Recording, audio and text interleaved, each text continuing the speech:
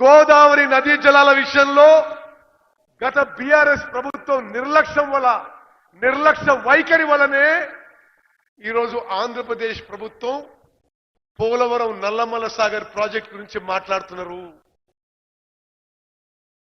రేవంత్ రెడ్డి గారు నేను అనేక మార్లు కేంద్ర ప్రభుత్వంలో మరి కేంద్ర జలవనరుల మంత్రితోని ఎన్వైరన్మెంట్ మినిస్టర్ తోని సిడబ్ల్యూసి తోని జిఆర్ఎంబి తోని పోలవరం ప్రాజెక్ట్ అథారిటీతోని మా అబ్జెక్షన్స్ మా వ్యతిరేకత ఈ పోలవరం నల్లమల్ల సాగర్ ప్రాజెక్ట్ కి మేము వ్యతిరేకం అని స్పష్టంగా తెలియజేయడం జరిగింది.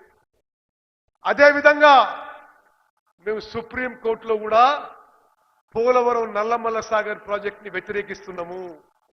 చాలా స్పష్టంగా మనం చేస్తున్నా గోదావరి నదీ జలాల్లో తెలంగాణ హక్కు తెలంగాణ నీటి హక్కును ఒక్క చుక్క కూడా వదులుకోవడానికి సిద్ధంగా లేము.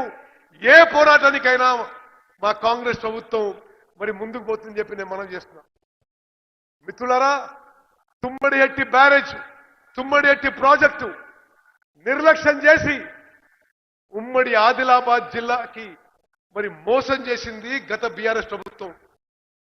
మరి ముఖ్యమంత్రి గారి నాయకత్వంలో ఈ మధ్యనే తుమ్మడిహెట్టి నుంచి నేరుగా బై గ్రావిటీ సుందిల్ల బ్యారేజ్ కి నీళ్లు తీసుకుపోయి సుందిల్ల నుంచి ఎల్లంపల్లి చేసి ఆ ప్రాజెక్టు పునరుద్ధరణ చేసి ఉమ్మడి ఆదిలాబాద్ జిల్లాలో 2 లక్షల ఎకరాల ఆయకట్టుకి మేము ప్రాజెక్టు డిపిఆర్ తయారు చేస్తున్న విషయం కూడా మీ అందరికి మనం చేస్తున్నాం.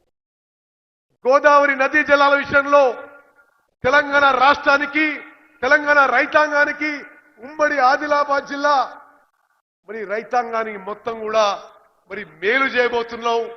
మీరు కని విని ఎరగని రీతిలో గోదావరి నదీ జలాలతో ఉమ్మడి ఆదిలాబాద్ జిల్లాలో రైతు కూలీల జీవితాల్లో వెలుగులు నింపబోతున్నామని చెప్పి సభాముఖం మనం చేస్తూ ముగిస్తున్నాను. జై హింద్.